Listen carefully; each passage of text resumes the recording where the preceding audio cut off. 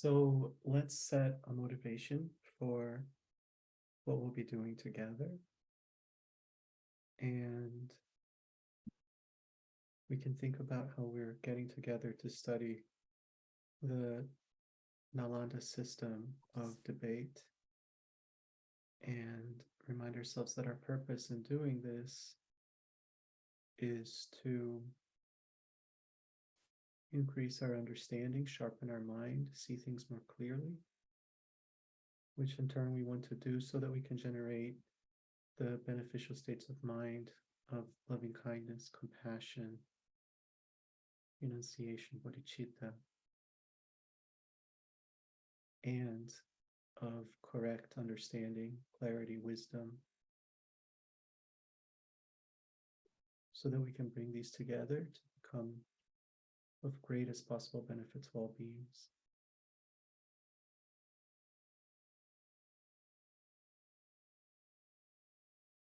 So it's with this intention that we do everything we do today, starting with settling in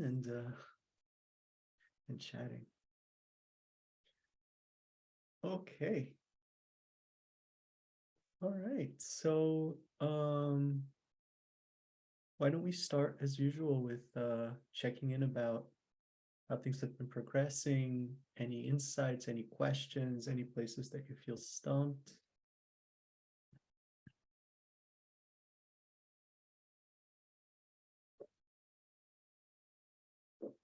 Maybe there are no questions, and maybe you don't feel stumped, and that's cool too. As usual, I've got one. Please. I was reviewing Exploring Buddhism today, this week with Geshe Namdak. Thank you. And he made a comment in there, and it was talking about. Sorry, I'm closing my eyes just to concentrate on remembering exactly what he said. It was comparing the middle way school. Sorry, no, it was the consequentialist with the mind only school. And he was saying when they did it, that when they were doing the debates, that even if they didn't believe the mind only school, if they were the defender, they would do everything they could to get the result that the mind only was the right, was the winner as such of the debate. And I would like your view on that. Like, so if we're a defender for something, should we be doing absolutely everything in our power or in our not power, ability to get to the defender winning as such? That's a great question. I'm thinking, let me answer that on two levels. On the first level, what I would say is it depends what you're debating for. Meaning, if you're let's say if you're having like a more informal debate because you want some clarity on a certain point, then I think the best strategy is to always answer with what you truly believe to be the case. That way you'll get your clarity faster, right? If you are debating to teach how somebody, like how a certain view is presented, then you'd want to debate from the point of view of that view, if you see what I mean. It's like, well, here's what they would say to that. Here's what they would say to that. Here's what they would say to that. That's in order to be able to, if that's the point of if you're trying to kind of show that, to illustrate that, so you might want to do it from that point of view. And similarly, if you're debating for the sake of, even if you're the defender, if you are trying to help out the challenger, right? If you're doing it for their sake, then you'd want to make it as hard as possible for them, because that's what's going to be most beneficial, right? So you certainly want to always give answers that are coherent and defensible. But again, I would say that's the first level. I would say it depends on what your purpose is. The second level that I would say is that Well, so to summarize that, if you are debating for their sake, throw in everything with the kitchen sink. If you're debating for the sake of explaining a certain view, for helping somebody understand like the tenets of a certain system, answer as they would, right? And if you're debating for your own sake, in the sense of like you're trying to gain some clarity, then answer with your own answers. What I'm saying, I just want to make this very clear. This isn't, I don't have a source for this. This is just me, kind of thinking out loud just from my intuition. Now, on the second level, what I would say is, if you really want to understand something, which is ultimately the point here, if there's any what if in your mind, explore it. Even if it's not like, meaning like, even it's like, well, no, I mean, I would think that, I don't know, viruses aren't sentient beings. I wouldn't defend that they are, but I don't know for sure. So let me accept that, yes, they are sentient beings. Let's see where that goes. You see what I mean? Like, that's kind of like the no holds barred approach of like, let's explore every nook and cranny of this. Do you see what I'm saying? Does that answer? Is that yeah? Okay. Yeah, no, that was good. That was good. Thank you. Good, of course. Of course.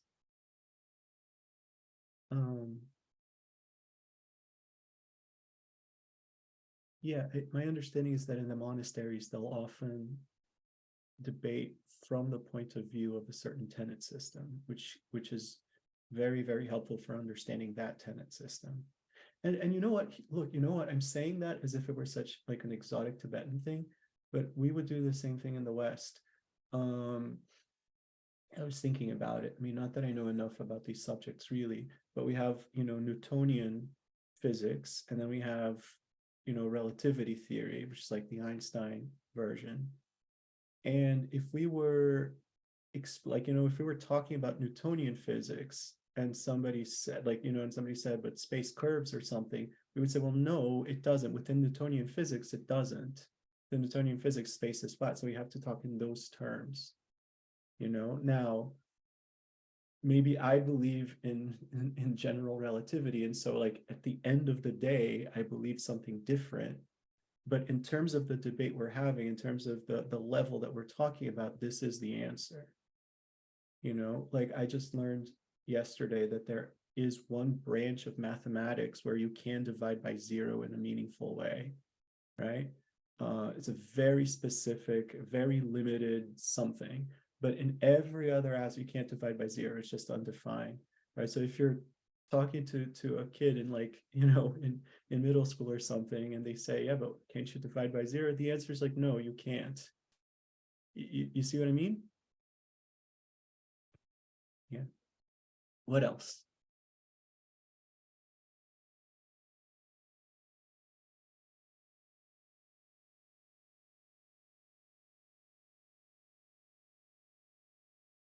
Yes, please. It's just a comment is I keep trying, I have these various, I might send them to the group if I can find them to be useful, but I have these various attempts to kind of make myself a flow chart of the debate process. That's great. Except that, and it helps me to actually understand your, go through your notes and my notes and stuff, but I think I want this permanent thing, like an answer, right? I was kind of laughing about that. And it's a very fluid process. So that's just a small realization or something there. Yes. That's a nice one. Yeah. I mean, this is a little mixed because there are a few like solid rules that we can kind of rely on, but there's not like it's a good thing, I guess. There's not like an algorithm of how you would do it, right? Yeah, I know. I spent a lot of time looking for one too. Yeah, and I think maybe practice is the important part, and being willing to make a boatload of mistakes or take long thinking about it or whatever. Yes, exactly. exactly. Well, I'll tell you, my plan once again would be for us to break out into breakout rooms, and for me to check in with each room. But again, I just want to check in to make sure, is there anything that anybody feels like they need before they're ready to do that, or any pattern that you find like, this is where I always end up getting stuck, just to make it as productive as possible. Or or also, like, it's fair also if anybody's thinking to themselves like, yes, I get stuck, but I don't even know where to start asking the question. Like, anything is fair. I guess I have a question. Yes. Follow up of Linda's one. Actually, what, there are follow up to Linda's follow to Linda's question. Yes. That is, there are certain set of response we have to give it to the challenger, isn't it? Like, there are 4, if it is a statement or thesis, isn't it? Even after that, if you want to clarify, so is there any listing of that? That's what looking like. Suppose if a dispute, or if you're not okay with the reason, then there is going to be only one statement we are going to ask. Like for each one, if there is no reason, as a challenger or defender, there's going to be only certain set of questions we ask, isn't it? Are they going to change? Only the explanation is going to change, but the question is going to be same, isn't it? Like, the reason is not true because, or something like that. That first portion is going to be same. Are you, let me just ask you this, are you saying from the point of view of the defender or the point of view of the challenge? So let me start by saying, from the point of view of the defender, there's a very limited set of answers that you can give that are always going to be the same, unless you're asked to posit something. If you're asked to posit something, then you'll posit whatever you posit, right? But are you asking if the same is true from the point of view of the challenger? No, I'm talking about defender. Suppose challenger says something, then defender has only 4 options initially. For the first question, either why accept, if he is giving some reason not true, or no perversion. So that is standard. Yes. Then based on that, he is going to give us some reason. Then based on that, the challenger will make the next move, which could be different depending on the circumstance, right? Did you receive a document that I sent out with my own kind of list of what all the possibilities are? Dinesh, did you receive it? No. Maybe was it not. long? No. When was it, like long back, or? I'm sorry? When was it, like, what was the date you sent that document? Oh, it would have been 2 weeks ago. Or, I think Sheila, I think you might have forwarded. I don't know when you forwarded. Oh, is it? Oh. So it is from Sheila? Okay. Yeah. So maybe you can check if you have, and if not, you can let me know and I'll send it to you, because I think that might be what you're asking about. I think 29th of May is the email date. Have a look at your received your inbox from the 29th of May. Sheila sent it. Also, the PowerPoint is really helpful too. Oh, 29th. I didn't receive any mail on 29th. The last 28th, then it is 30th. So 29th, maybe I might have. well, if you want afterwards, if you want to email me, Cutz@gmail.com. Actually, I didn't receive that. Yeah. Did you say you got it? No. Yeah, it's just shoot me an email, Cutz@gmail.com. I'll be happy to forward it to you. Okay. Yeah, Cutz@gmail.com. That's what I said. Yeah. Anything else before we go into breakout rooms? Don't be shy. I don't know. I can't tell whether you guys are like, no, we're over it. Let us go, or whether there's some reticence. Have you? Sorry, Brett, you go. Well, this isn't a really question, but I think the point I feel like I've improved, and a lot of people have improved with as challengers of coming up with kind of interesting ways to approach the topic to make the defenders see it in a different way. But I could say as a challenger to come up with the string of like kind of pervasions and reasons that would lead there to be a shift where it's like, okay, all these dots are connected. I don't think I'm there yet. So there's no question behind that, but that's where I feel I'm at. That's an important observation. Yeah. Yes.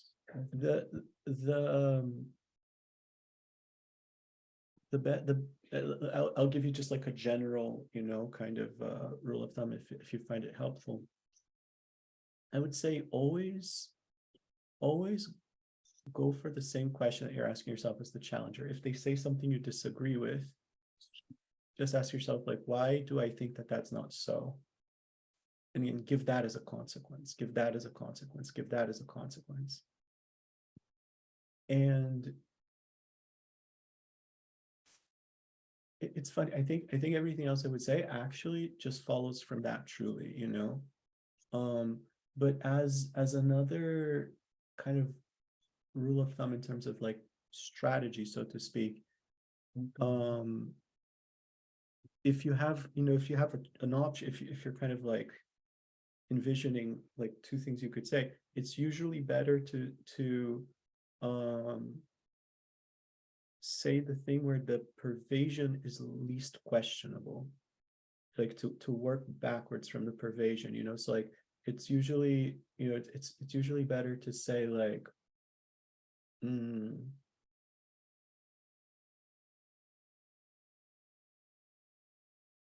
just trying to see if I can think of an example here. What can use an example?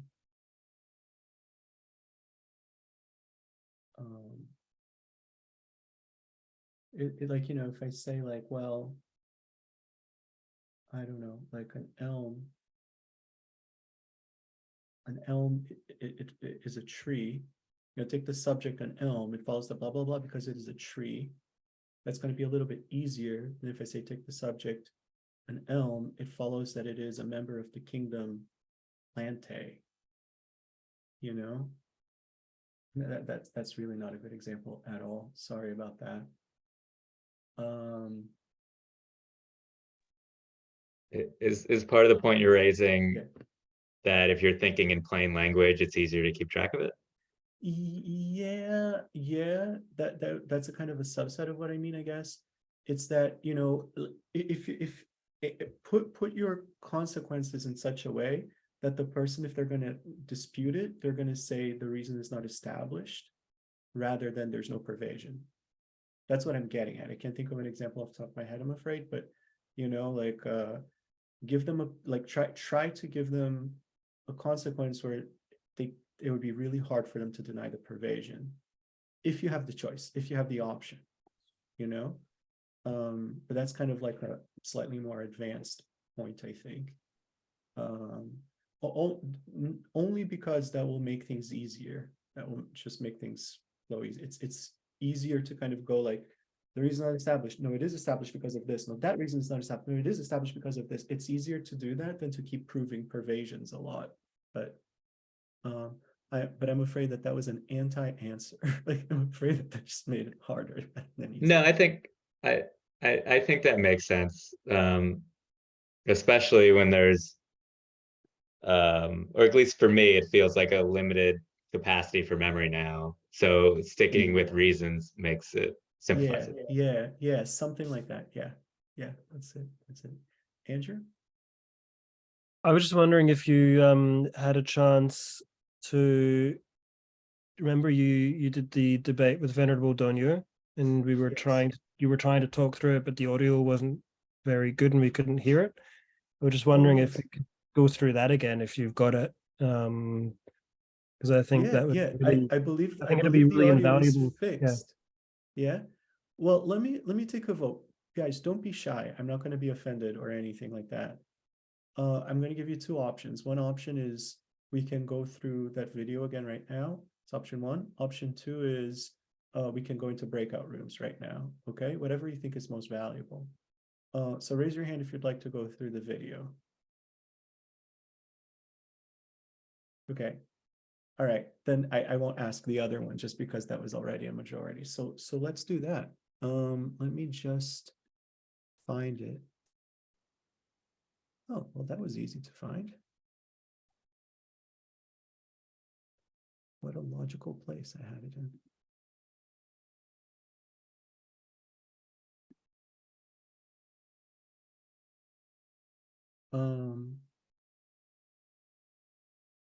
Okay.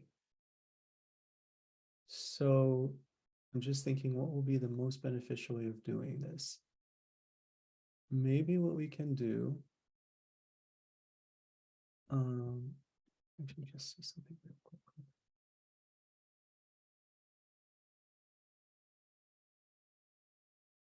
Okay, maybe what we can do is I can play this for a little while, and then I can pause, you know, to check in on whether there are any questions. But having said that, let me ask you guys. Sorry, I'm just still weighing the pros and cons here. Let me say this then. I'll stop once in a while to check in for questions. If at any point you feel like lost, if you're like, I don't understand what just happened, do raise your hand. Let's pause so that you're not just like at sea. Fair? Okay. Let me see. So Sound. you probably have to unmute yourselves if you have a question midway, because otherwise with the screen, I don't know if we can see a hand raised or something. Good point. Yes, thank you for saying that. Yes. So do unmute yourself and say, can I ask a question? Whatever. Okay.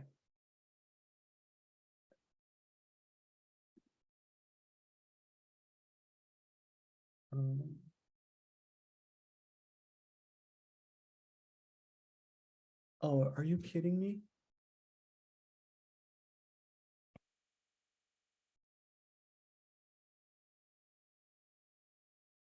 Okay. Can you all see that clearly? So I'm going to start to play it. Like say something if you don't hear it clearly, okay? All right.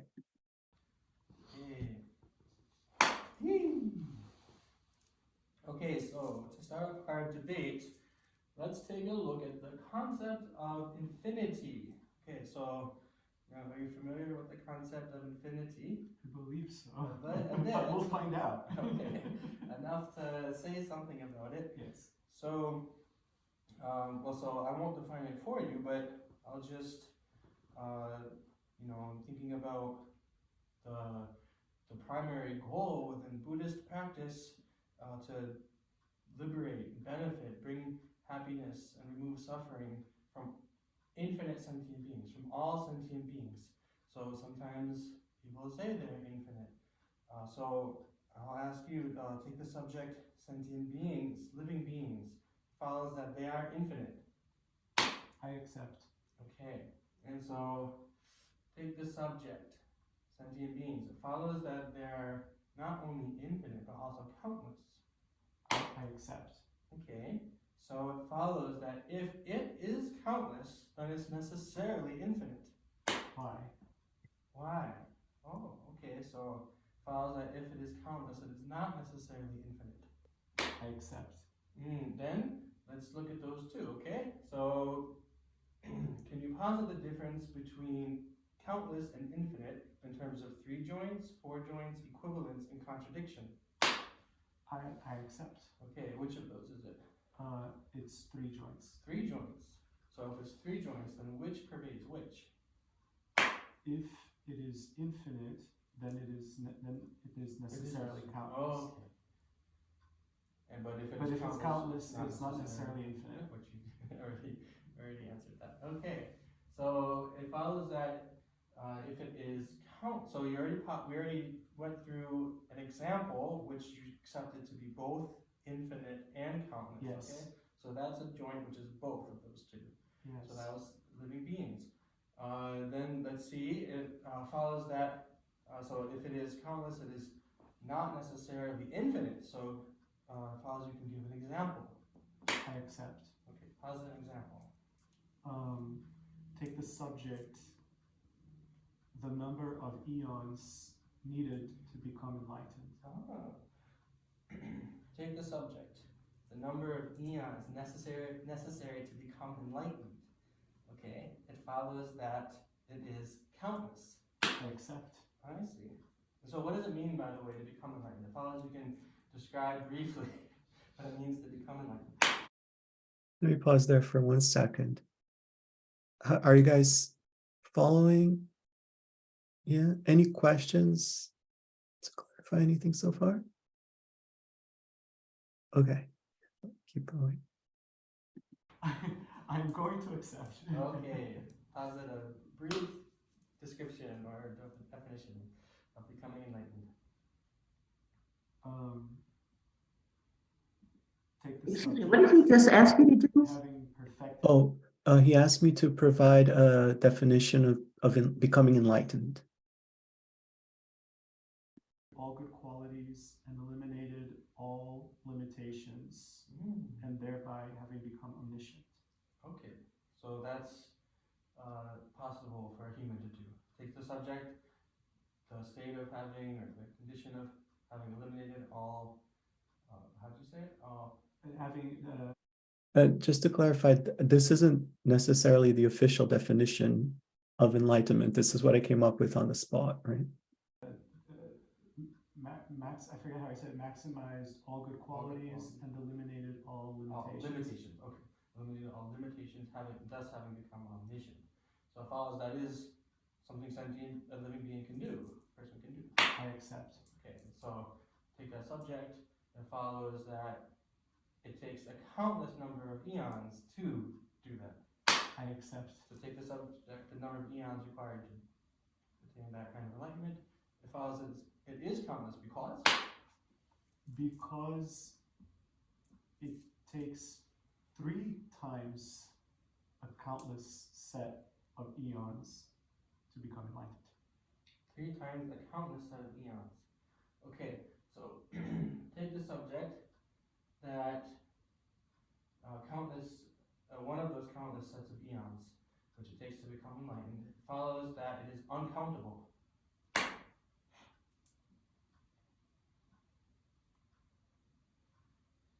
going to say why. Follows it is uncountable because it is countless. There is no pervasion. It follows if it is countless, it is not necessarily uncountable. I accept. So it follows it is countable. I accept. So it follows it has a count.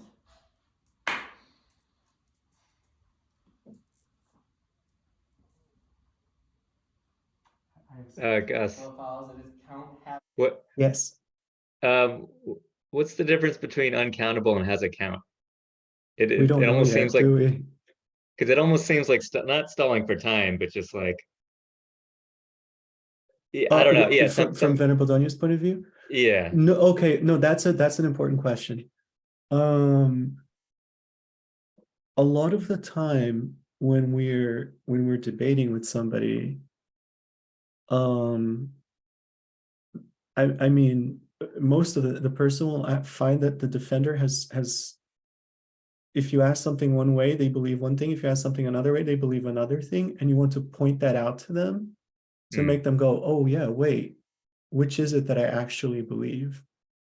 Right? So what Venerable Donya is doing is he's walking me through step by baby step, saying things that from his point of view, he probably thinks like, well, if you're saying this, then obviously you'll also say that. If you're saying that, then obviously you'll also say this, and so on and so on, to lead me back to saying, you know, like, I think where he's probably trying to get at is it's not countless because it has a count.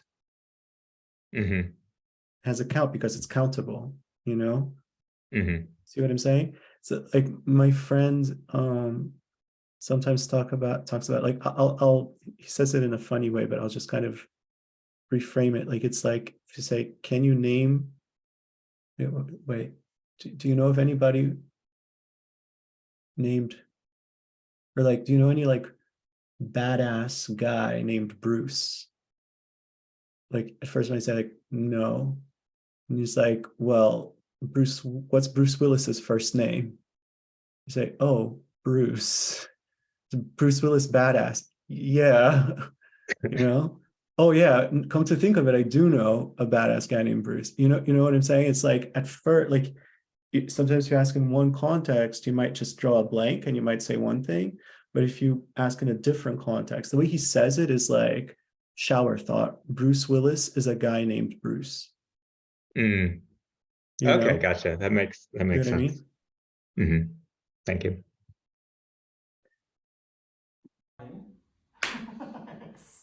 So follows it is not countless. Why? Because it is countful. There's no pervasion. Alright, okay.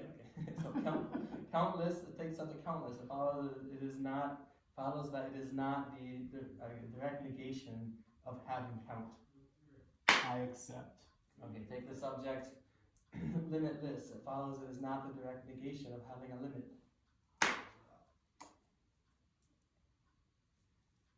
Why? So it follows that if it exists, it-less is necessarily the direct negation of having it. Why? Okay, so take the subject. Did you guys follow that? Venerable Donia is being very, very smart, I think. He got me to say that the number of eons has a count. And then he said, it follows that it's countful. Like he made up that word, right? But I accept, it's countful, it has a count. He says, well, then it's not countless because it's countful, right? And I forget the way he framed it, but I basically said either there's no pervasion or whatever. So now he's saying, he said, take the subject. I know he just said it, and I forget, but like, I think he said it follows that it-less, like blank less is the direct negation of it, of blank. So countless is the direct negation of count. Limitless is the direct negation of limit, right? Like that's what he just posited. And I said, why? Meaning, no, something can be blankless, but not be the direct negation of blank. Countless. It follows it is not the direct negation of having a count because?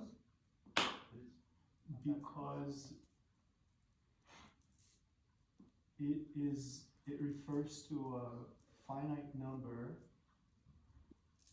that a human being can't count up to.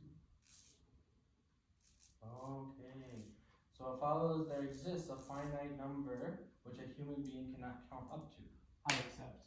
And it follows that a human being cannot count up to it. So posit it follows if it is a number, it is necessarily finite.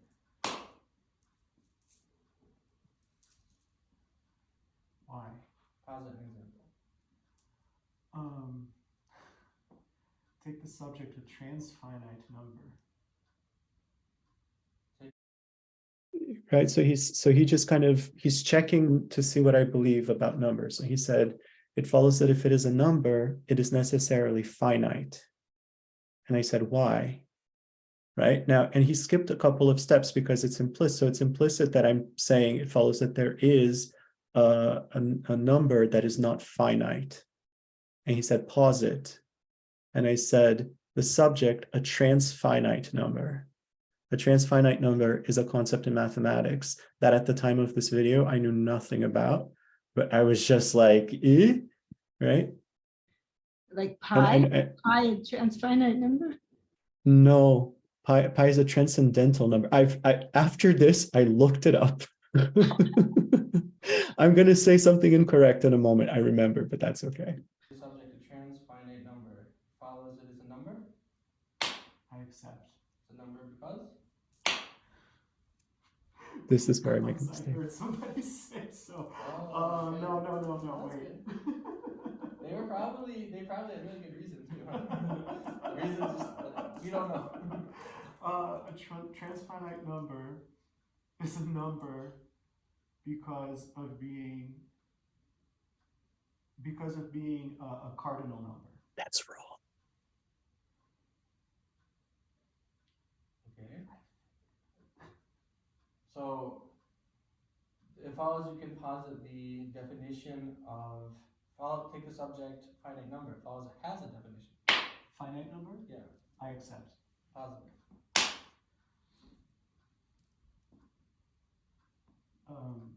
Take the subject.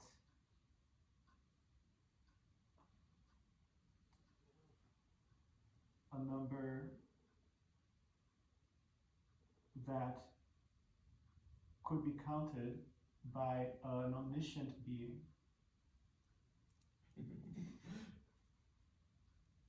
Take the subject, a number that could be counted by an omniscient being. It follows that it's the definition of a finite number. I'm sticking to it, I accept. Okay, take the subject, the number of living beings. Follows that it is a finite number. Why? Because it can be counted by an omniscient being. Why? Because it's known by an omniscient being. There's no pervasion.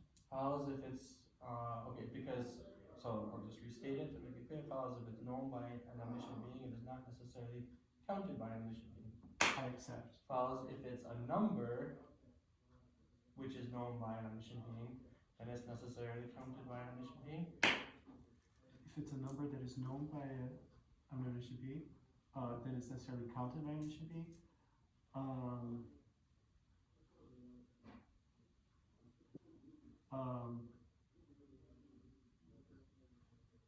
Why? So it follows you can posit the way in which is known by an omniscient being. The subject, the number of beings. Follows The number of beings. Yeah, it follows you can posit the way in which what it means to be known, the way in which it's known by an omniscient being. I accept. Positive. Take the subject being known to be infinite. Any thoughts, questions, objections at this point? I don't really get what happened there. You don't get what happened at the very last piece, or along the way somewhere? I couldn't hear the last piece. Oh, so the last piece was so Venerable Donio has gotten me to accept among other things, I think, but the following. He's gotten me to accept that a finite number is a number that can be counted by a limited being, right? That the number of sentient beings is not finite, meaning it can't be counted by a living being, right? And then he's kind of tried to get me to get at whether can it be counted by an omniscient being, right? Can it be counted by an omniscient being? And I've basically said no. He said, well, can it be known by an omniscient being? And I've said yes. I mean, where would I be if I said no, right? Can you imagine if I said an omniscient being doesn't know whatever, I'd be contradicting myself. So I'm saying the number of sentient beings can be known by an omniscient mind, but it can't be counted by an omniscient mind, right? So he's asking me now he asked me to posit, how would I define what it means for, to take the subject, the number of sentient beings, posit what it means for an omniscient mind to know it. And I said, for an omniscient mind to know the number of sentient beings means for an omniscient mind to know that the number of sentient beings is infinite. We are kind of getting into some levels of abstraction here, I think, right? Now, in explaining that, I forget what was the very last thing that was said. Well, what do you guys think? Do you want to stop here? Do you want to continue? I think stop here. Stop here? Is that good with everybody? Stop here at this point? Yes. Okay. Okay. I could go either way, but I think it just goes so fast. I'd like to play it at half speed sometime or something, although it probably wouldn't be Yes. understandable. Yes. Well, one thing that maybe we could do at some point, if you guys think it would be helpful, is to kind of pause after each statement and kind of keep track in writing of what's happening, you know? But I will say this, being in it feels very different from watching it from the outside, because watching from the, so there's many reasons, but one is that, you know, we're talking about the concept of infinite, which is something that I felt comfortable enough with to have an opinion about, you know, but maybe it's not something that you guys have thought about, or, you know, so you're trying to keep track of these ideas for one thing, you know, that might be totally new to you, which wasn't the case for me within the debate. And the other thing too is that everything that Venerable Donia was saying to me in the debate, I'm relating back to my own internal experience of what do I think, you know? So it's pretty straightforward, it's pretty easy, you know, from the inside in that sense, in a way that it isn't from the outside, right? So that's, I guess, the downside of showing a clip, is that it's going to seem harder than it is. It's going to seem harder than it is. It's like, imagine like if I were asking you questions about your cat or something like that, like it would be an easy conversation to have. But if you were watching somebody else interview another person about their cat, there's a lot to keep in mind. There's a lot to kind of, you know, remember and so forth. Okay. So, oh, I'm still sharing the screen, huh? Let me stop. Sorry. All right. So I had come up with some prompts. Let me, I'll put it in the chat now. And then when we go into breakout rooms, I'll also message it to everybody again. So this time I wanted to do something a little bit different. And I started with a few quote unquote definitions. And I'm just being clear, these are like, I don't want you to leave thinking like these are official definitions, but these are just some rough definitions for us to use for the debates today, right? So we can think of renunciation as being a state of mind that is determined to gain liberation from suffering and its causes. Bodhicitta, a state of mind that focuses on one's future enlightenment with the wish to attain it in order to cause all sentient beings to become enlightened. That, by the way, is actually the official definition by Bodhicitta. Compassion, a state of mind that wishes for someone else to be free from suffering and its causes. And love, a state of mind that wishes for someone else to have happiness and its causes. And then I came up with a few prompts on the basis of that and bringing in another few concepts. And I think what we can try this time is we'll go into breakout rooms, and I'll ask I'll ask you to decide, one person be the defender and one person be the challenger, right? And let's see, I'll let the defender choose the prompt that they want to debate. Okay, we'll do that for a few minutes. I'll check in with the groups. We'll regroup.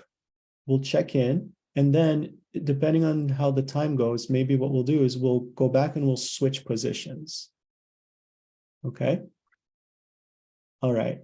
Any questions before we go? 1, 2, 3, 4, 5, 6, 7, 8. Clara, I just want to make sure, will you be able to Hi. Will you be able to debate with somebody? Yeah, I'm ready. Yeah, sorry. Okay. No worries. I just didn't want any misunderstanding. That's all. Let me then do that.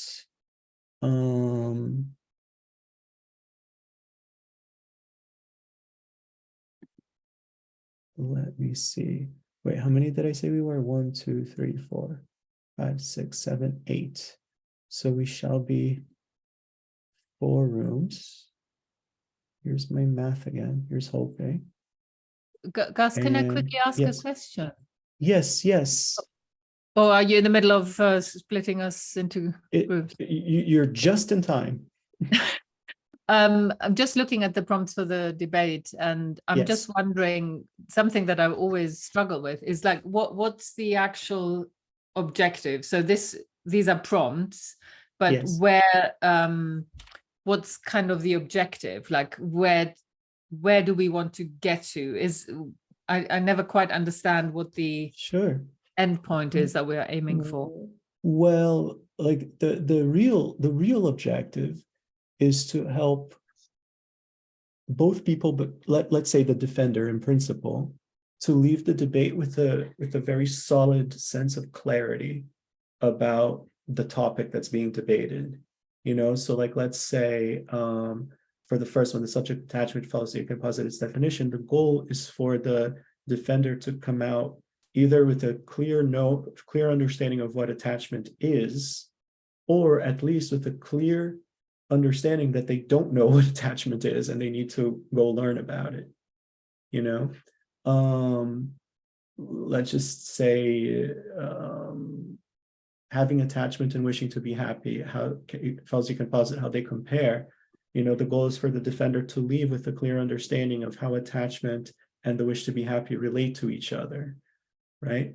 Now, if you're asking in terms of so the mechanics of it is that the challenger, the defender will choose the prompt, the challenger will fling that prompt at them, right? And then whatever the defender says back as their root thesis, the challenger's strategy is going to be to try to prove that root thesis wrong. Mm-hmm. Does that make sense? And what if the defender has a very good idea already and gets it right, as it were? Yeah, then it's going to be hard for a challenger. Meaning, but in a way, it's like really hard, because I think we've had these situations where both of us agreed that this was it. And then you think, well, where do we go from here? Because so the idea is to think, I would suggest 2 things. One is, was there ever a time when you wouldn't have agreed? And if so, what would your thinking have been at the time? And then challenge it from that point of view, right? So for example, let's say there might have been a time when I thought that, I'll just pick something easy, like that material things made me happy, And so I say, take the subject material things, it follows that they make you happy. And I don't believe that anymore. So let's say the person says, why? Take the subject material things, follows that they don't make you happy. I accept, right? Well, what would I have thought about that in the past? I would have said, are you crazy? How can you say that? Ice cream makes me happy and it's a material thing. So I would say, take the subject ice cream. It follows that it doesn't make you happy because of being a material thing, right? I'm arguing as if I were my past self, and whatever they say back, what would my past self say to that? The other way, which is just a variation of the same thing, is to think, if you know somebody who currently doesn't think that way, who currently disagrees, what would they say? And again, as always, is it playing devil's advocate? Yes, but it's to make sure that what you leave with is like a rock solid, like you're washing away all of the wishy-washy understanding to be left only with a rock solid clarity about the point at hand. Does that help? Yeah, thank you. Absolutely. Okay, let's see if this works. All right, boom. One of you will be by yourself in the beginning, I'll join you.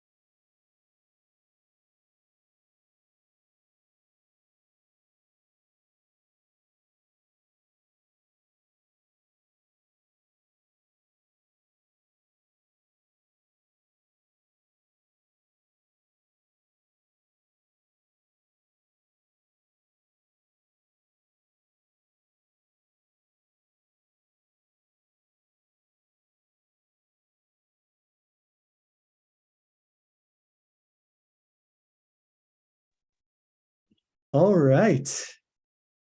How was that? Oh, good. Good. All right. Any qualms or questions come up along the way? Very hard. It's very hard. Yes. Nash and I don't Yes. agree on definitions. Okay. Sure. Any place that anybody felt like they got stumped? And I'm sorry I wasn't able to circulate because we have an even number of people, including me. So I have to be in one of the breakout rooms myself. Sorry about that. But was there any spot where folks got stumped? I would say that the definitions, we picked the loving and being in love with someone, and it's Andrew and I, and I just see how I really have to be, it's hard to define some things clearly to myself. It's like an iterative Yep. That's it. Yeah, that's it. And that, by the way, for lack of a better expression, is it, meaning I don't think there's a shortcut, like for us to understand how we personally define something. It's a matter of trial and error. I think I might have shared that when I was in college, I majored in linguistics and I had a class in semantics, and maybe I told the story. And we had a semester-long class in semantics. And I think it was the first class, the professor gave us a project for the semester. It was going to be due at the end of the semester. And it was to come up with a definition of the word chair. Now, referring specifically to the physical object. So like not like the chair of a committee or something like that, just like a physical object, chair. And the truth is, for that one, by the end of the semester, I wasn't able to do it.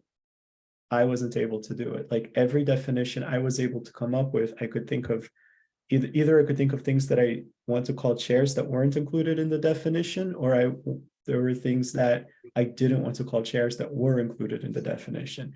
Now, I will say, I believe it or not, like it's counterintuitive, but turns out I think that one was really hard. A chair is a really hard one to define, ironically enough, I think, which is probably why he asked us to do it. But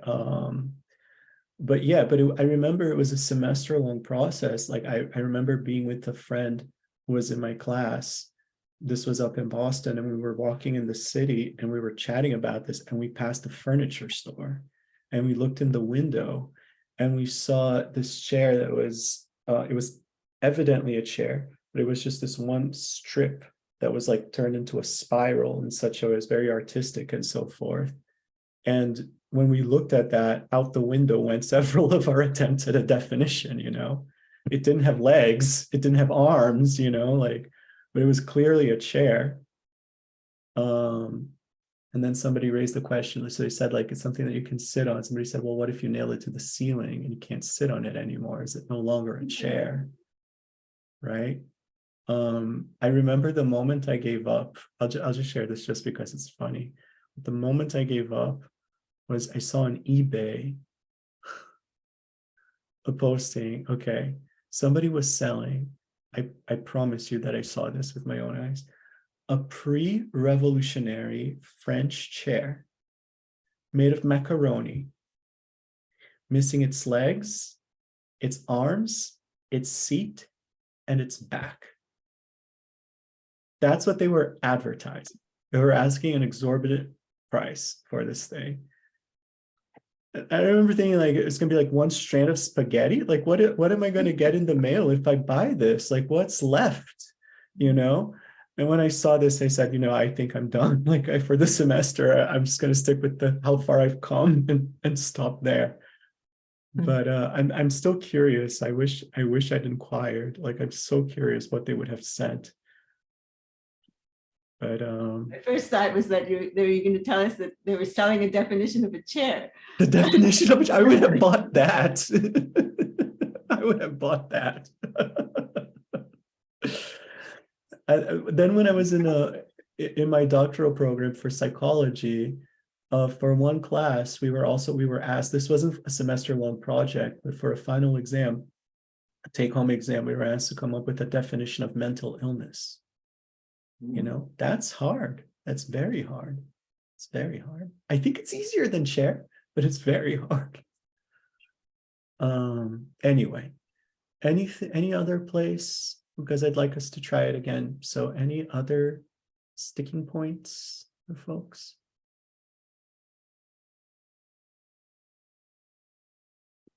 Okay, let's go back in. Let me see if I can just, yes, it's perfect. I can assign the same groups again, and I'll do that just because I'd like whoever was a defender last time to be a challenger this time, and vice versa. That will be evenly matched. And the defender has a choice.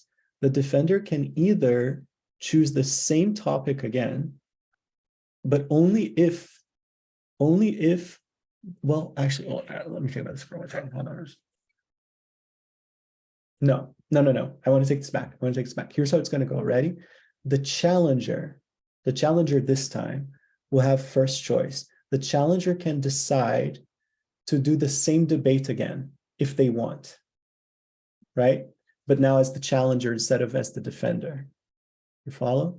Meaning, if you were a defender before and you felt like you couldn't get your point across, let's say, and you'd like to show what your point is, then now you can be the challenger and prove your point if you'd like. So the challenger has that choice. Otherwise, if the challenger doesn't want to do that, then the defender has the choice as to what they want to debate. You follow? So so breakout rooms, whoever was the defender is now the challenger has the choice. Either the challenger will say, let's do the same debate again, but with me as the challenger this time, or the challenger will say, defender, you pick what prompt you want to use. Okay? All right, let's do it.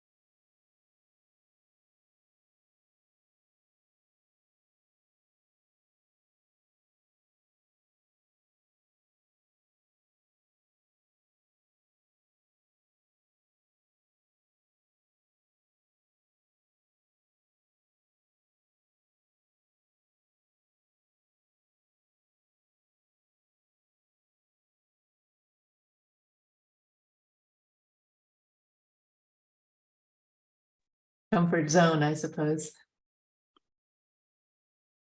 All right. Let me actually share a thought that I was just sharing with Sheila, which I think it's actually a really important insight. And this has to do with one key difference, actually. Sheila, you're asking a very profound question. This, I didn't say this part, but this actually has to do with the key difference between Western logic and Tibetan logic. And it's that in Western logic, we kind of consider equivalent things to be redundant, let's say. You know, in Western logic, if you know that Gus is referring to me and Gustavo is referring to me and, you know, Dr. Cutz is referring to me, then you don't need to distinguish between those things. If you say something about one of them, you've said something about all of them. If likewise, if you say this being has attained liberation, this being is liberated, this being has achieved liberation, these all mean the same thing. So you don't have to, you know, if you've said one, you've said them all. Western logic abstracts from all of that and goes into what are called propositions, which are theoretical entities. Tibetan logic, though, distinguishes those things. Now, in Tibetan logic, those things are still all equivalent. They are all equivalent. You know, if one is true, then the others are true. But, and this is crucial, it's possible for a measly human being to recognize it when you say it one way, but not recognize it when you say it another way. You know, this happens to us all the time. You know, like here's a classic example actually from Western logic.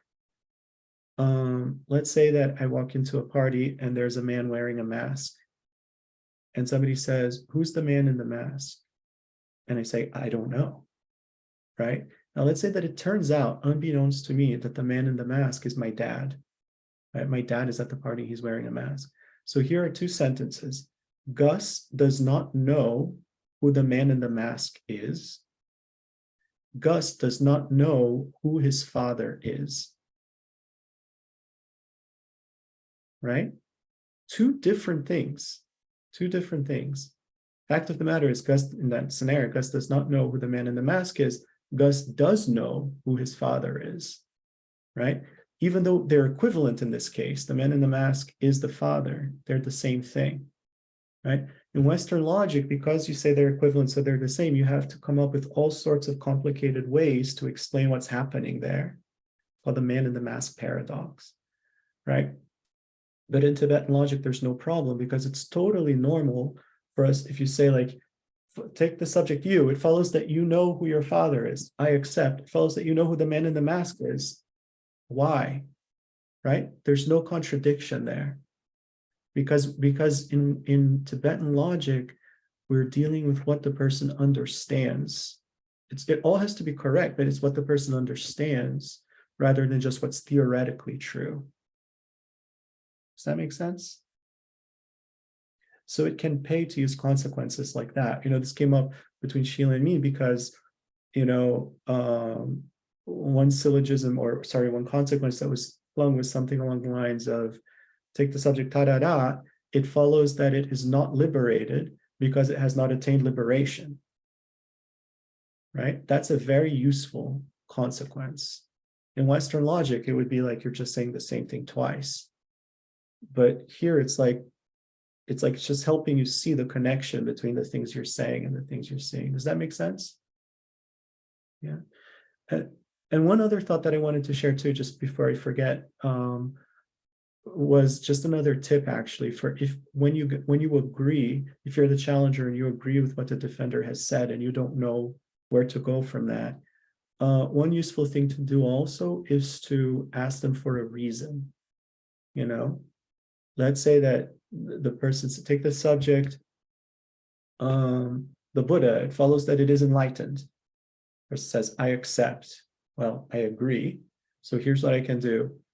The subject, the Buddha, it is enlightened because, and now the person has to give a reason, and maybe I'll disagree with the reason. You see? So that's just one other tip that I wanted to put out there too. All right. Other experiences, thoughts, insights, questions. Yes, please, Brett. I have a question. This might be for larger than this class, but it's about equivalencies. And what you just said reminded me of it.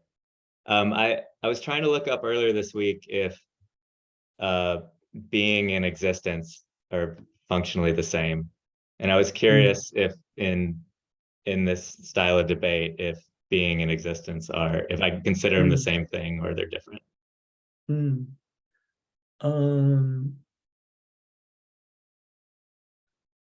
So there's two modalities of syllogism or consequence. There's I'll just say syllogisms, but it applies to consequences too. There's syllogisms that prove a quality of something, that something has a certain quality. And there are syllogisms that prove that something exists in a certain context. So for example, take the subject, that mountain, this is a classic, that mountain pass. It follows that there exists fire there because there exists smoke there. Here, I'm not proving that something is fire, I'm proving that fire exists, right? Versus take the subject, that mountain pass, it follows that it is a natural phenomenon because it is not man-made, right? Here I'm proving a quality of the mountain pass, right? So that something is something else. So from that point of view, we would distinguish between being and existence, I would say. Now, it's really important to recognize, though, that in this system, if something doesn't exist, then it isn't anything. You know, so the horns of a rabbit, that's the classic example of something that doesn't exist. You can't say that the horns of the rabbit are impermanent. You can't say that it's permanent. You can't say that it is, you know, fictional. You can't say that it is anything because it doesn't exist. So it isn't anything. So in that sense, existence and being are connected.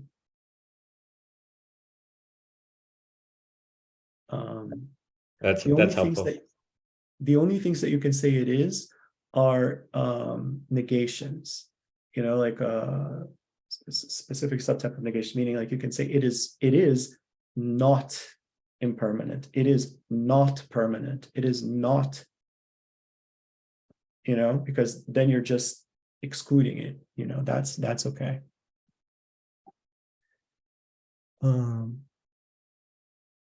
What else? Janet? Yeah, I made a mistake as the challenger, and I was keeping the way you had the prompt, like the subject this and the subject that, the two subjects, it follows that. But Dinesh said that there can only be one subject and that one is the predicate, that I shouldn't be asking in that structure. No. That's a great question. No. The way I wrote it is valid. It is correct. It is one subject. Isn't that funny? It is one single subject, the two, A and B, as one subject. It's like the set of those two things, one set of two things. You can't have two subjects, that's true, but you can have one subject, the two, this and that. For example, you could say, take the subject, this pair of shoes. One subject, pair of shoes. How many shoes? Two shoes, but one subject, pair of shoes. Right? A classic example is the subject, the two, a pillar and a pot, right? How many subjects? One subject. What's the subject? A pillar and a pot, a set of a pillar and a pot. You see? Neither of those is the predicate. We're not saying that the pillar is the pot or that the pot is the pillar. We're going to say something about a pillar and a pot. So we can say a pillar and a pot is impermanent. You know? And say a pillar and a pot are visible, is a visible set of objects. Like that.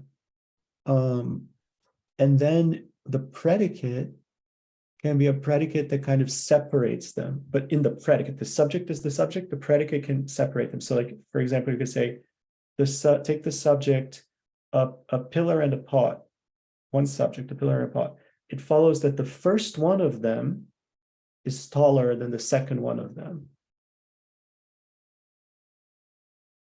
So if you look at the set, a pillar and a pot, the predicate is saying that the first element in that set is taller than the second element in that set, so that a pillar is taller than a pot. That's okay, but you still have only one subject. Easy, right? Thank you. Andrew? So with the subject then, did you just say you can't change the subject? So I was just wondering, so through Linda and I were, at one point the subject was her basil plant. And then I kind of went on to plants. Can I just pause? I'm sorry, can I just pause for a second? Just appreciate the Britishness of that basil plant. That's just beautiful to my ear. I'm sorry. We would say basil plant. I'm sorry. That was just so pretty. It took me a while to even understand what you said. It's like, oh, it's music. Okay, sorry. Yeah, Yes, that's not a problem with the debate. her basil plant. Yes, I'm sorry. That was the subject. Well, and then I changed it to all plants, and then we kind of went back and forward. Should I just be sticking to, no, we're talking about No problem. You can totally change the subject as long as you are clear about what the subject is, right? In fact, the most natural way for it to flow is that you say the subject blank, and then you don't refer to the subject again until you change the subject, right? Say, take the subject, a Buddha. It follows that it is enlightened. Why? It is enlightened because of having achieved enlightenment. The reason is not established. It has achieved enlightenment because of having spent 3 countless years. We're not repeating the Buddha, because that's the subject, right? Now I can change, but now I say, well, hold on a minute then. Take the subject, attaining enlightenment. It follows that it blah, blah, blah, blah, blah, blah, blah, blah, blah. You see? That's totally fair. Yeah. The one thing you want to be mindful of, careful of, is to, and I have to admit, I've been noticing that I make this mistake myself a lot more than I realized, is you want to keep clear the distinction between statements of quality and statements of pervasion. You know, so if I say, take the subject, a sentient being, it follows that, you know, it doesn't matter, like, it follows that it is not enlightened, right? That's true. But if the person accepts that, what have they accepted? They've accepted that the subject, a sentient being, is not enlightened. They have not accepted that whatever is a sentient being necessarily is not enlightened. That's a separate thing. That's also true. They haven't accepted it yet. So if that's important to me that they accept, then I need to put that out there. So let's say they've accepted a sentient being is not enlightened. Okay, let me ask you a different question. It follows that whatever is a sentient being is necessarily not enlightened. The correct answer is I accept, that's correct, but they could totally coherently not accept that, but still accept the first one.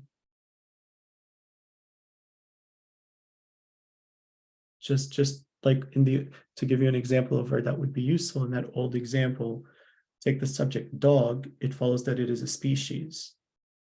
But if somebody says it follows that whatever is a dog is necessarily a species, no.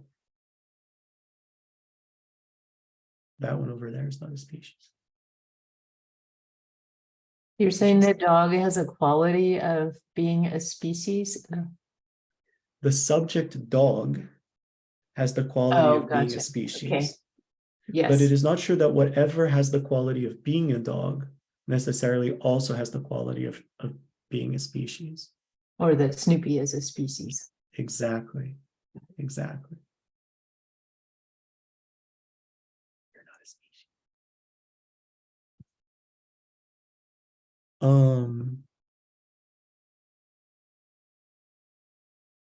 And vice versa, by the way, you know, so if I say, say, follows that whatever is a dog necessarily is a species, I accept.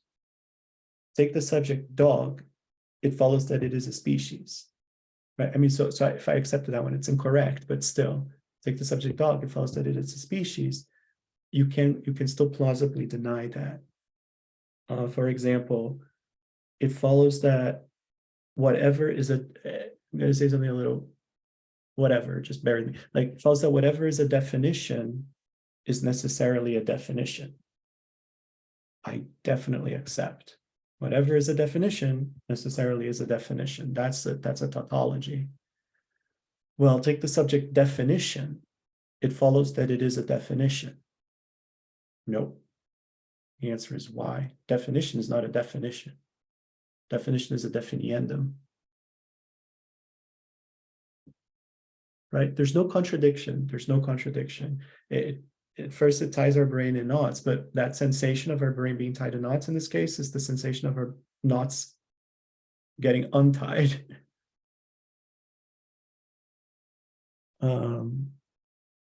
Okay.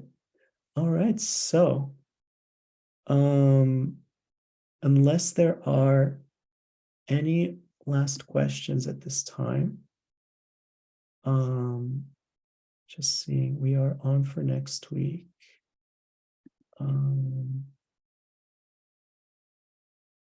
Yeah. So, one thing that I think is next week our final session. Okay. So it's goodbye forever. I'm kidding. Nothing in samsara is forever. I just wanted to say, just to follow that. So yes, next week is our last session, but if the group wants to, we can keep the Zoom room and just keep meeting without Gus, just to practice. But, if you want, I can just have that sort of in the system that every Sunday at this time. I strongly encourage that.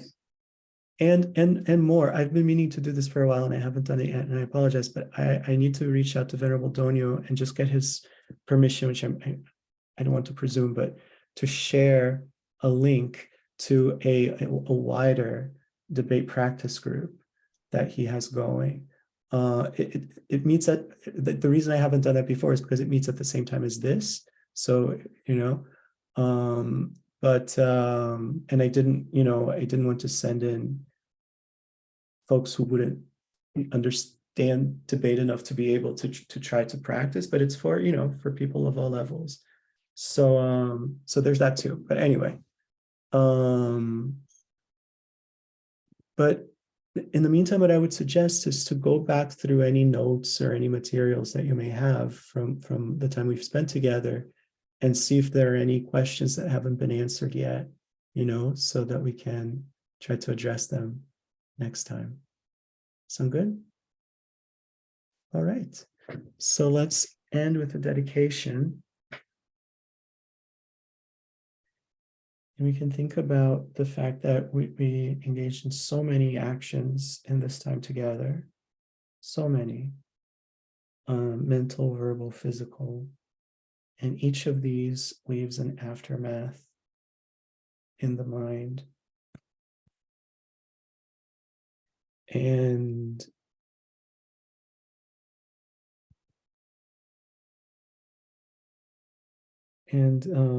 this aftermath will continue to affect our mind, influence our mind, and will lead us into having different experiences. And so we think may it lead us only into having experiences that bring us deeper and deeper into realizations of compassion, of love, of bodhicitta, of wisdom, both of skillful means and of ultimate reality and the two truths, and power to be able to implement the best means to help all beings everywhere.